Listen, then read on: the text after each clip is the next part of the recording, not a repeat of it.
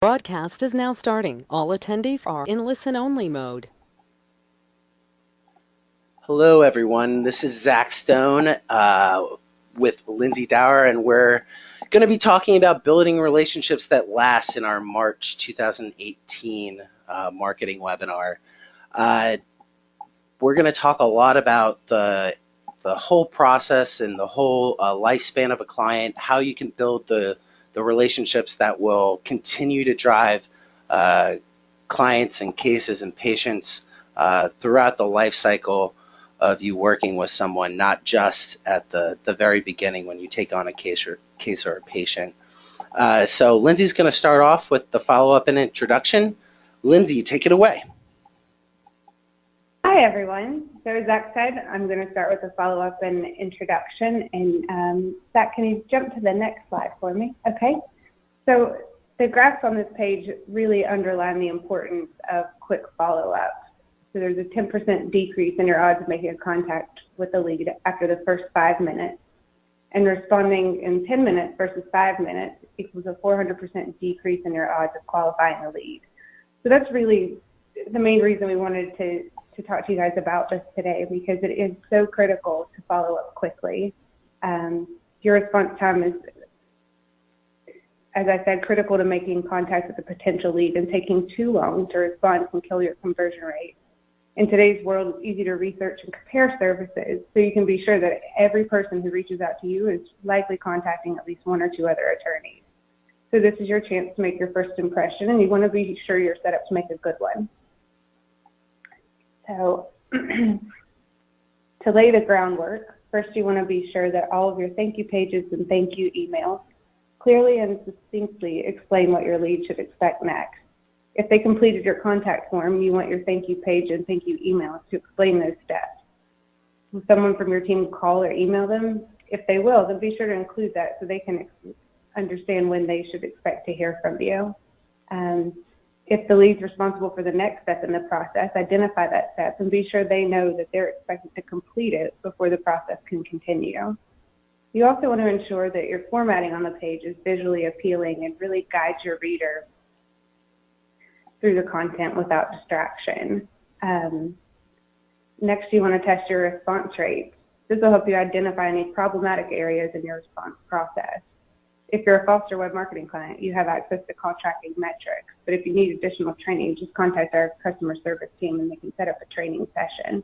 These numbers are really important for you to consider, because it's really a way to gauge how you're performing and can really identify where you might be missing some responses. And I just want to throw out secret shopping your own business, company. It's one thing to see the process laid out in a chart or in a list of emails.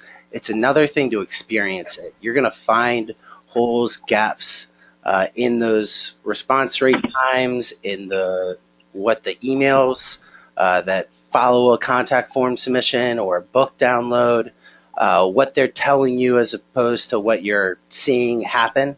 So it's really important to do that on a regular basis. If you could do it quarterly, that would be amazing. If you can do it once or twice a year, that would be great too. But if you're just kind of assuming everything's set up the way you expect it to be set up, you might be missing things, and clients might be confused when they're not getting a call back. They're just getting an email response when your thank you page says that they're going to be getting a call. So it's really important to test on an ongoing basis for all those things. See how long it takes your office to follow up with you when a form is submitted. Sorry about that, Lindsey. Just wanted to throw that out there. Oh, no worries. It's good information.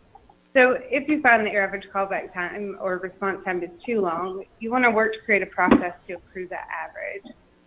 So I know most of you are probably already doing this, but you may have to respond to the potential clients after hours, or if that becomes overwhelming, you may need to hire an intake specialist to help out with that workload. Or you could consider hiring an intake team like Alert Communications to handle it for you. So they handle things like answering calls 24 hours a day, 7 days a week. They do live transfers, call routing. They forward leads after hours, and they do quite a bit more. So if you are struggling in this area, that's one way that you could really help yourself out, by bringing in another group to to take care of some of that for you. And lastly, you want to check your responses. You want to be sure that anyone in your office responding to clients and potential clients is kind and empathetic, because an abrupt response really could cause the potential client to go elsewhere, and that's obviously the last thing you want to happen. You want to be sure that your staff responds in a friendly and welcoming way.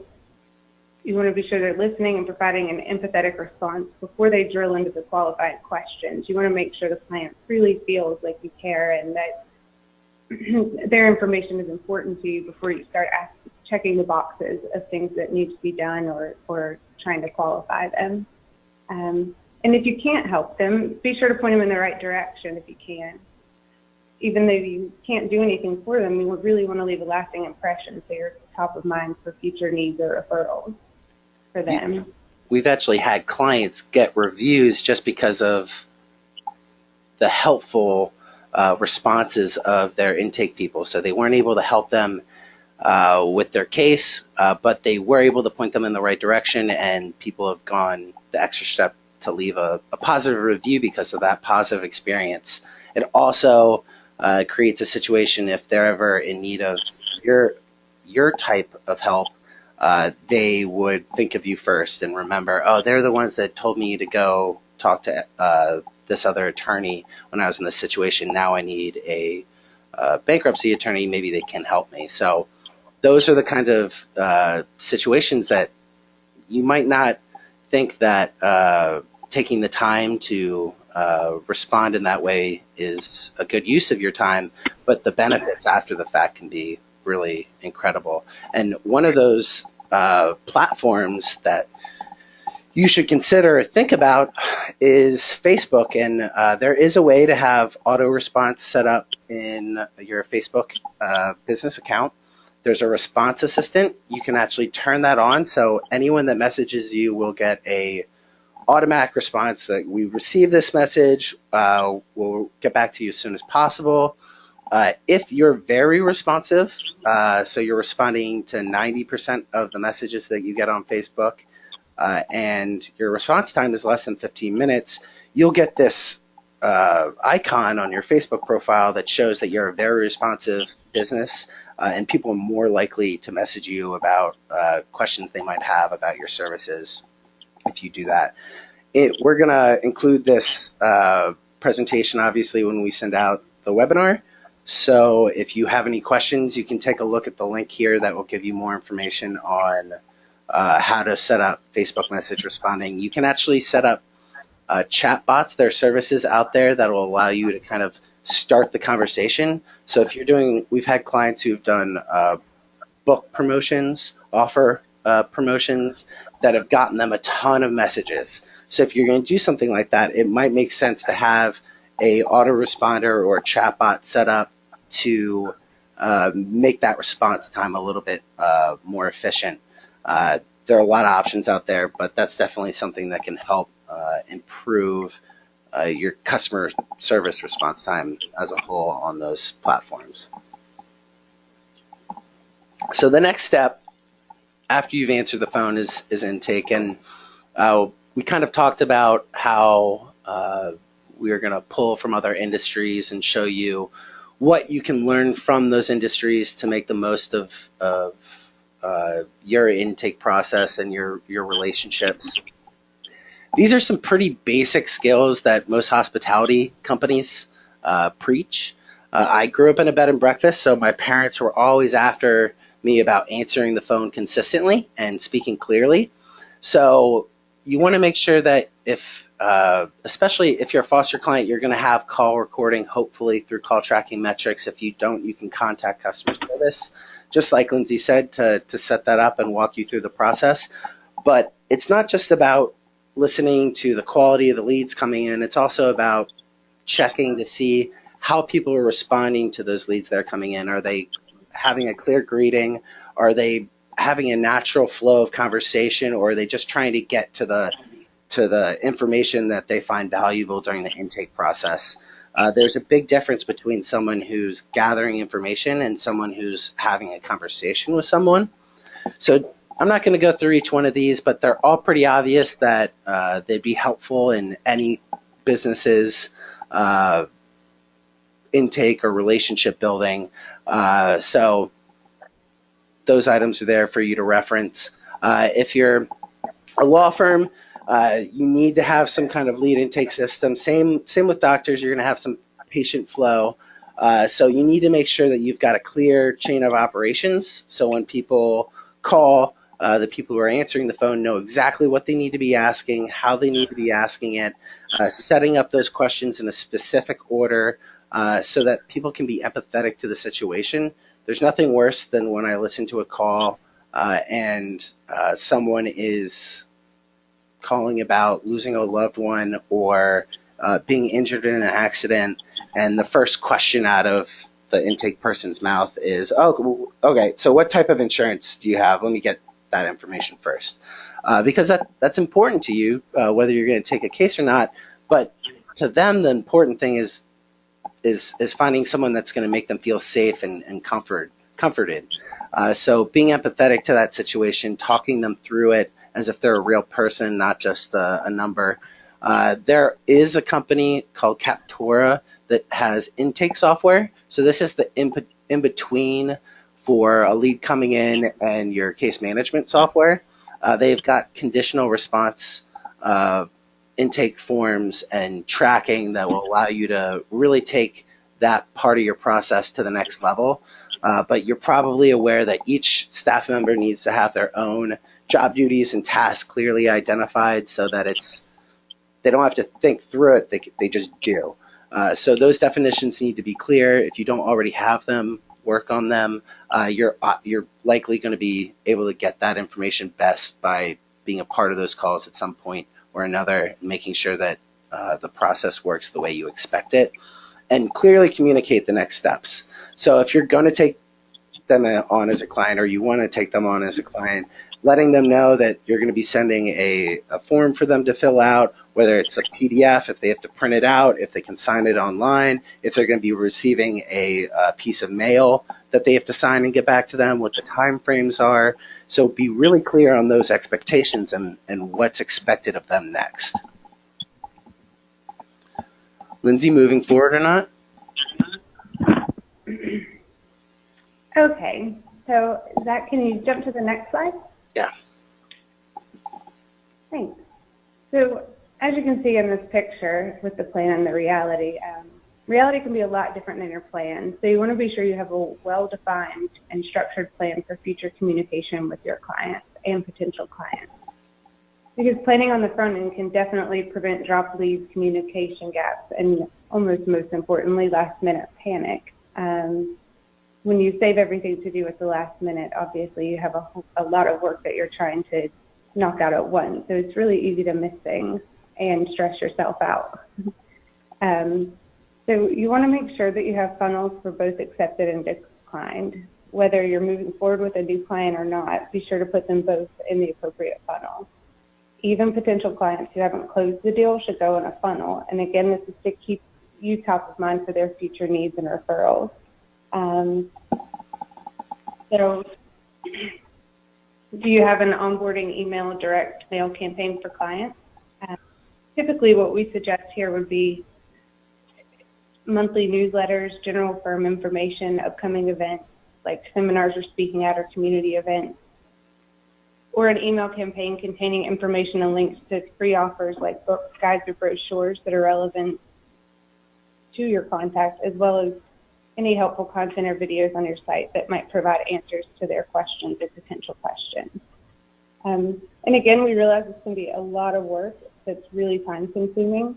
So if you have access to DSS, all of it can be done in advance using automated campaigns. And it's a really good feature that can streamline your process and really trim down your workload in this area.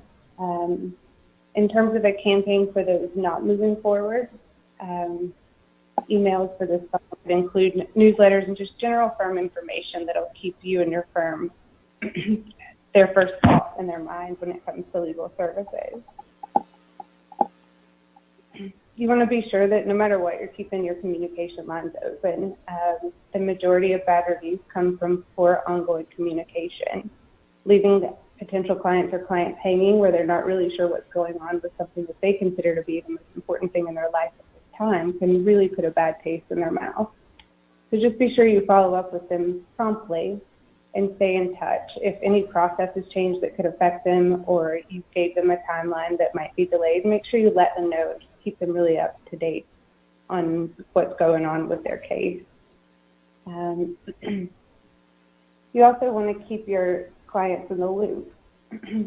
So here you could use email blasts or newsletters to stay in touch with them, remind them of your expertise in your area.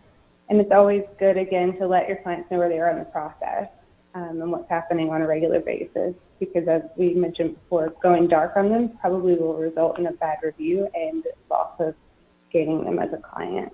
Yeah, and they might go to someone else because they're not hearing from you, and they're like, I guess they're not my attorney anymore, even if you're working on the case. So you need to, that we see that a lot, where people get a client, they work with them for a little while, and then they forget to stay in touch at what point of the process they're in, because these things take a long time. They can take years. So making sure that you're touching base with them is of the utmost importance. Right. And so basically overall, the main goal is to stay top of mind. You really want to remind your current and past clients how great you are. And that can really lead to powerful referrals, because as long as they're still receiving communication from you, they're more inclined to say, oh, I don't need an attorney right now, but I know someone who does. Can you help? And of course, again, this is all a lot of communication on top of your normal workload. So if you're feeling overwhelmed, case management software like Clio, Panther, MyCase, or Needles can help you efficiently and effectively manage your client and case information, like contacts, calendaring, documents. So it leaves you a lot more time to focus on following up and really just doing what you need to be doing in terms of the legal side of things opposed to the administrative part. And if you don't have case management software, you may want to consider investing in it. But if you do have case management software and you're happy with it or unhappy, let us know so we can steer people away from it and provide recommendations for software our clients actually like. And that's really beneficial for everyone. If you found a real winner and you love it, please let us know. We always like to get good feedback on tools like that.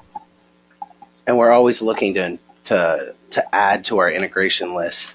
And I think that's one that we've really wanted to focus on is case management, because there's a lot of manual tasks that come along with that. And if we can make that process more seamless for you and help you connect to a software that really works for you, that's going to help you. It's going to help us. So we really want to hear that feedback when you have it.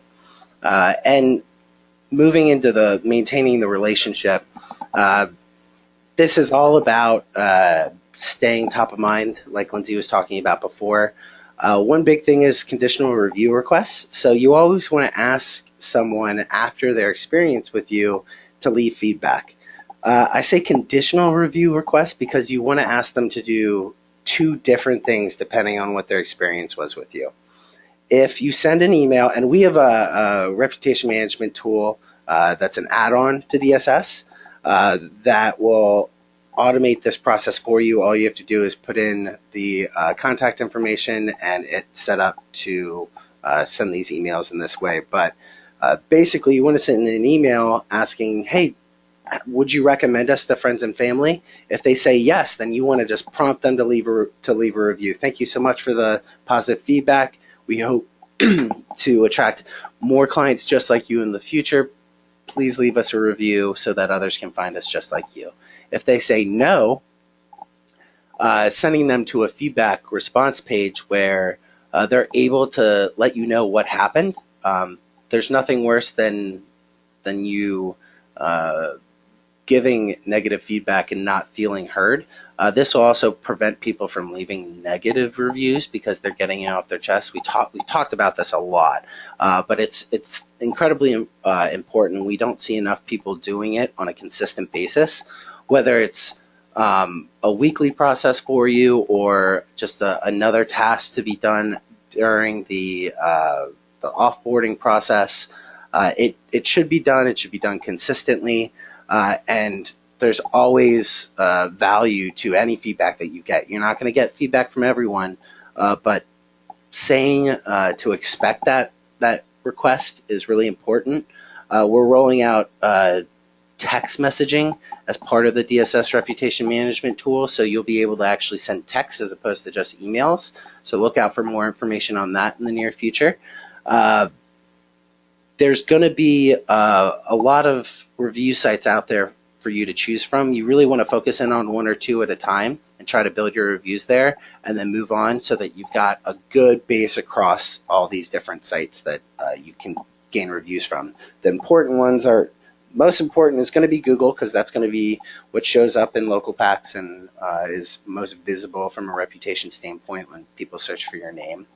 But Yelp and any of those other general review sites are always good, but then industry-specific sites. If you're a doctor, it'd be something like HealthGrades or ZocDoc, something along those lines. If you're an attorney, Avo is always a good one to focus on, and make sure that your reputation is good across all those different sites. If you focus too much on one, you'll get a negative review on another site, and all of a sudden that site is the first thing that people see. So you want to make sure that you're building that reputation across the most important review sites for you. Do a search for your brand name, see what sites show up. Don't fight against the current. Work with those and try to build those reviews up on those sites. Staying relevant with newsletters. If you're not doing a print newsletter, start doing it. I've got some good examples here on the next slide of someone who's really taking it to the next level and doing a great job across all these different areas.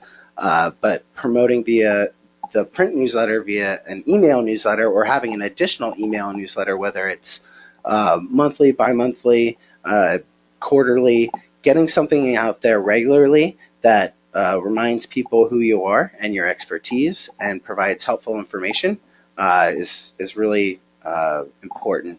We're rolling out a new feature in DSS that will allow you to PDF your email newsletters with a click of a button, so that you can actually link to that PDF and send people that way. So that's going to be really a great little tweak moving forward. Are they following you on social media? So you've got all these social media sites, you're trying to post a lot. What I see happen a lot with businesses that are really just trying to get started is all they do is post the content that they've written over and over and over again. They've got 9 followers and it's been that way for 2 years, and they're wondering what's wrong. You have to be social on social media, engage with people. If you take a picture if you've got a client who comes in your office to pick up their check or whatever else, and you ask them to take a picture with them, if it's okay to share that on social media. Certain people aren't going to be okay with that. Certain practices, you might not want to do that. Like, people often aren't going to want to take a picture with their DUI lawyer. Hey, look at me, I just got out of a DUI. Awesome. No. But there are a lot of situations where it makes sense to promote your interaction with them, tag them in the post. That's going to increase the reach and build your audience.